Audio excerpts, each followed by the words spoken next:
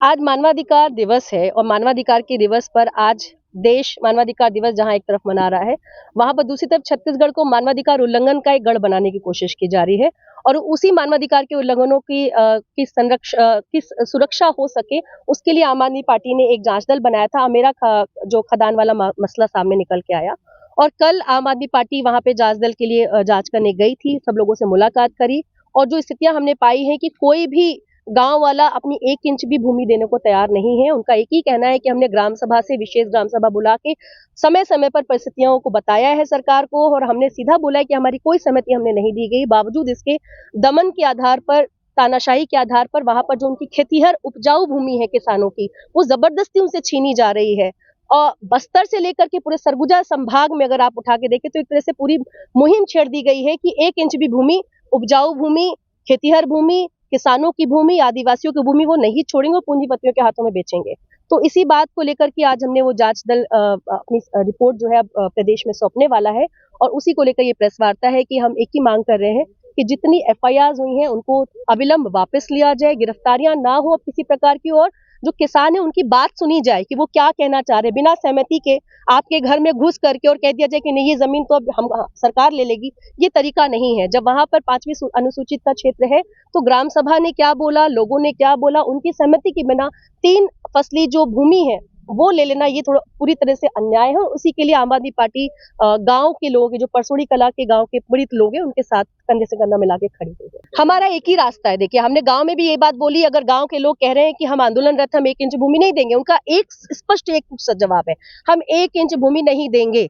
हमारा भी वही कहना है कि गांव वाले ये कह रहे हैं तो उनको मानना चाहिए सरकार को, यदि नहीं मानती है तो मुख्यालय पे आकर के वो प्रदर्शन करना पड़ेगा, यहाँ बैठ करके धरना देना पड़ेगा, भूख हड़ताल करना पड़ेगा, गिरफ्तारी देनी पड़ेगी, हम वो भी करेंगे। देखिए झड़प तो ऐसे है कि आप निहत्थे गांव आपने किसको भिड़ा दिया है, इधर भी आपके ही लोग हैं उधर भी आपके लोग हैं, सरकार बढ़िया मजे ले रही है।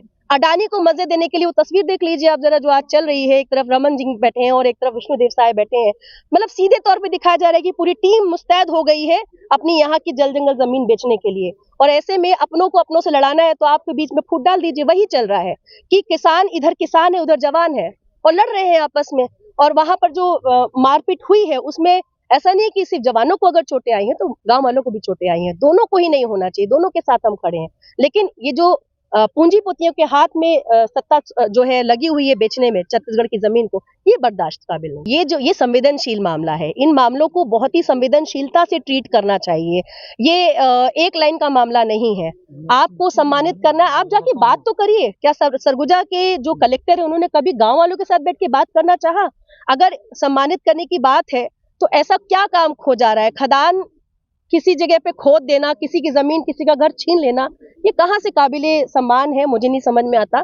और अगर सम्मान की बात है तो जा करके पहले गांव वालों से बात करिए और बात करने के बाद वो जो 150 महिलाएं जिन पे आप एफआईआर दर्ज करके आए हैं फिर उनको भी सम्मान, अगर सम्मान खेलना है तो ऐसे खेलिए आप। और सम्मान किस बात का है जब छत्तीसगढ़ का आज मानवाधिकार के दिवस के अवसर पर लगातार हमारे यहाँ के लोग जो है गोली खा रहे हैं, लाठी खा रहे हैं, मुकदमे झेल रहे हैं, तो अब देख लीजिए किसका सम्मान और कैसा सम्मान। सवाल तो वही है कि 5वीं अनुसूचित क्षेत्र में जो पेसा एक्ट है वो कहां से निकल के आता है? वो संविधान की मूल भावना है। संविधान है तो सारे कानून है, संविधान से ही सारे कानून, चाहे कोलबेरिंग एक्ट निकला हो और चाहे पेसा निकला हो। अगर ये कानून गलत हो गया है तो उसको सरकार ठीक करे, ये सरकार की जिम्मेवारी है। डबल इंजन की सरकार है भाई, केंद्र में भी आप बैठे, राज्य में भी आप बैठे, आपसे कुछ गलतियां हुई तो उसको सुधार करिए। आप एक तरफ कोलबेरिंग एक्ट, मतलब आप ऐसे जमीन नहीं ले पाएंगे क्योंकि आपको पता है कि आपको अनुमति नहीं मिलेगी, तो अब आप कोलबेरिंग एक्ट का हवाला देंगे। तो वही है कि सरकार आपकी, पुलिस आपकी और सारे चापलूस आपके, तो आप कुछ भी कर लीजिए, कमजोर को जितना भी दमन करना है कर लीजिए, वही चल रहा है। जितनी बातें हमने निकल के आई हैं, एक तो ये कि जो एफआईआर हुई है गलत हुई है, वहां के लोग अपना एक बात रख रहे हैं, उन बातों को सुनना चाहिए, संवाद करना चाहिए। ये मसला एक तरफा मसला नहीं है। दूसरा, 3 फसली उपजी भूमि है वहां की, वहां पर लगातार लोग खेती करते, किसानी करते, उनकी आजीविका का क्या होगा? वो जो बकरी मर गए, हमारे लिए बड़ा आसान सा है किसी का बकरी मर जाना, ठीक है छोटी बात, लेकिन उनका जीविका वही है, बकरी मर जाना किसी का, गाय मर जाना किसी का। वहां पे इस पूरे घटनाक्रम में वो भी हुआ है जिसके बारे में कहीं रिपोर्ट हुआ ही नहीं है। चोटें लोगों को आई हैं, उनके बारे में क्या बात हुई है सबको पता है, सबने वो वीडियो फोटो देखे हैं। तो चोटें आई हुई हैं उस पे क्या, तो ये सारी चीजें जो है हमने वहां पर पाया है। ऐसा भी हमने पाया कि जो घटनास्थल है, सिर्फ घटनास्थल पर जो लोग मार खाए सिर्फ उतने लोग नहीं हैं, बल्कि मार खाने वालों की संख्या और कहीं ज्यादा है। और लोगों ने ये कहा कि जो भी हुआ वो बचाव में हुआ, हमने तो कोई अपनी तरफ से हाथ नहीं उठाया, हम पे लाठीचार्ज करवाया गया, हम पे आंसू गैस के गोले छोड़े गए, और जो भी उसके बाद हुआ वो सबने देखा है। वो कहने की जरूरत नहीं है कि कौन मार खा रहा था, कौन मार रहा था। इसमें सरकार की पूरी जिम्मेदारी है। ये पुलिस की आड़ लेकर के इधर जवान को उधर किसान को आपस में लड़ा रही है। मुझे लगता है दोनों ही तरफ अपने ही लोग हैं। संवाद करना चाहिए, और पुनः कहूंगी कि गलत तरीके से जमीनें जो छीनी जा रही है उसका हम पुरजोर विरोध करते हैं। जमीनें अगर वो कह रहे नहीं देना चाहते हैं तो जबरदस्ती जमीनें नहीं ली जानी चाहिए।